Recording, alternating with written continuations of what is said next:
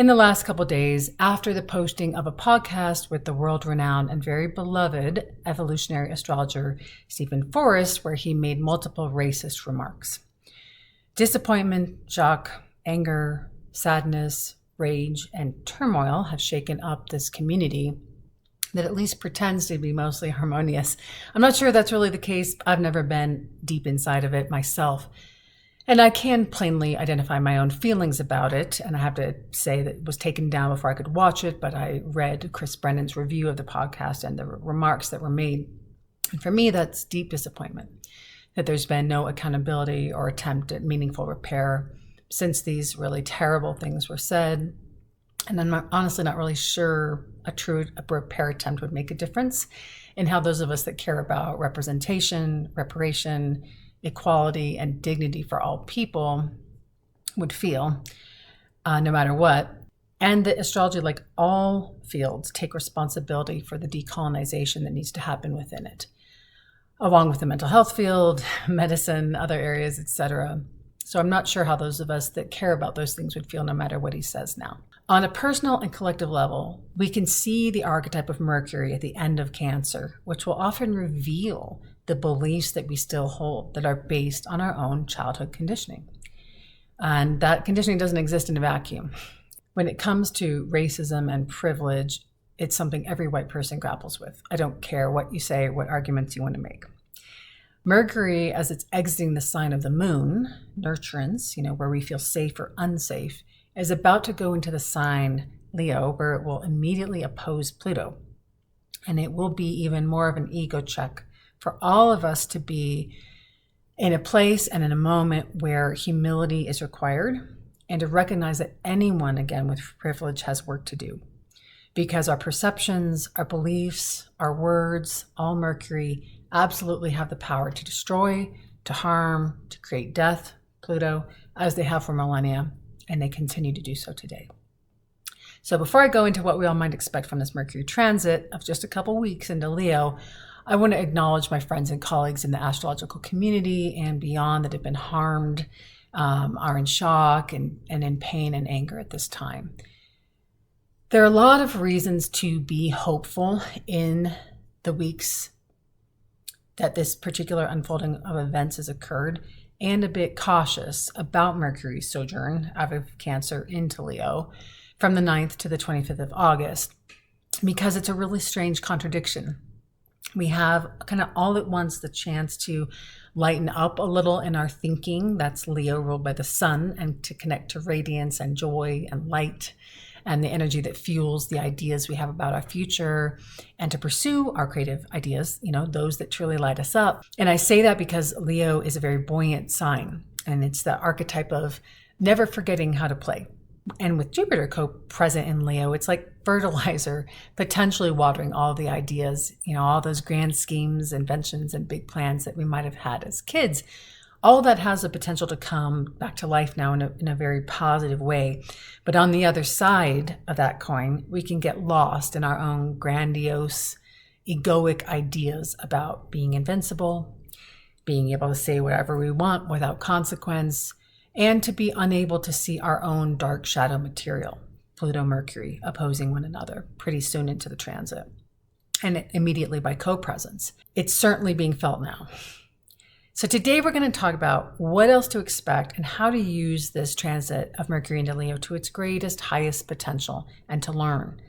And I'll give you my 3M's practice, a meditation and reflection, a mirror work, and mantra at the end of this video that you can use right away, that hopefully can help us own our own inner power dynamics that still need confronting, whether that's a belief system that we keep to ourselves or what we say to others, how we perceive our place in the world, especially when it comes to identifying ourselves as a good person. Those reductionist binaries often come up in oppositions, and they don't serve us.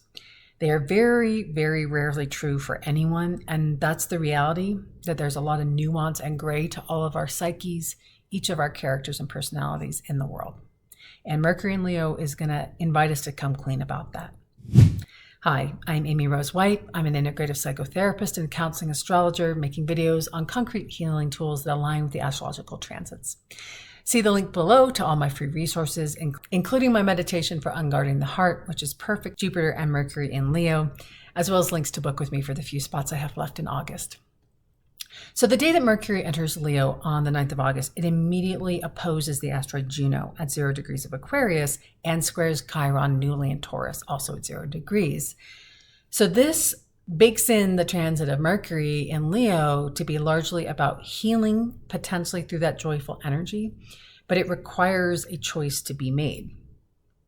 Which is going to take the lead, the me, or what is actually best for the group? That's the square and the opposition. There's a tension that must be managed and dealt with here. The Mercury square Chiron can often be the archetype, since it's in Taurus, of the limiting beliefs we have about other people and groups. That's Pluto in Aquarius, which is kind of what we've seen this week with this debacle with Steven coming up in the astrological community right now. It's the feeling of constraint, which is often the case when we grow up feeling or being told we don't have enough, and which might have literally been not enough money or resources, not enough food to pay the bills. A lot of conditioning around poverty consciousness ends up being blamed on other people. But it can also be a sense of not being important, not being valued, not feeling heard, seen, cherished, loved, and adored. Mercury in Leo needs to have their ideas appreciated. And how many of us keep 90% of our thoughts to ourselves these days because we're just so busy surviving, taking care of the people and things that we love? Ideally, Mercury in Leo squaring Chiron is a time to really make a choice in our healing work, to examine our thoughts about love, about joy, about play, about romance, about our creative pursuits. These are all Leonine. And also where we put ourselves and our own selfish interests above the group. Whether we say like, oh, well, that happened a long time ago, or that doesn't happen anymore. It's not my problem. That is being called into question right now. We're also being asked to reflect on whether we're even giving ourselves a chance to fantasize and to dream and to be able to do the things or surround ourselves with the things, that's Chiron and Taurus, that bring those feelings forward in us and allow ourselves to shine. Even if our ideas might not be palatable to other people, which is different than being offensive or make any sense to them. The opposition to Juno indicates where fighting words might come up in unhealthy dynamics. Juno is often referred to as the marriage asteroid. She's also known as Hera. But her marriage to Zeus was anything but pleasant. It was super high conflict. It was full of mistrust on both sides. Zeus was even known to hurl thunderbolts at Juno, according to Demetra George's book on the asteroid goddesses. And she tried to defeat and humiliate him and actually bound him to his bed, where the gods then mocked him. And then he punished her by hanging her in the heavens with heavy weights in her jewelry. I mean, super toxic. And in many ways, because Hera was the monogamous devotee to a philandering god, we can see how archetypes around oppression are brought up at this time. And they must be faced at a more deep level. As Mercury moves on the 11th, it trines Neptune, then it sextiles Uranus and Venus, followed by a really powerful new synodic cycle when Mercury in Leo conjunct Jupiter at 10 degrees. So Mercury's doing so much in this transit of 2 weeks that it's too much to cover in one video, but I wanted to give you a flavor of what this will feel like and what to be cautious about. Because by the time we get to the Mercury-Jupiter Kazimi, my hope is that we have a sense of purification. That's what happens when an inner planet, a personal planet, makes a conjunction with the great benefic Jupiter. That there's a sense of liberation and some wisdom that's been gained through the missteps in this astrological community and certainly throughout history and in leaders of all kinds. And that true spiritual guidance is able to lead us into a place of curiosity and understanding, rather than making people wrong for having feelings of righteous anger. This is a time to humble ourselves and listen, to learn, especially for those of us that have the most privilege. So the meditation for Mercury in Leo is something to reflect on here is, where is my own selfish pride getting in the way of seeking to really listen and learn rather than defend?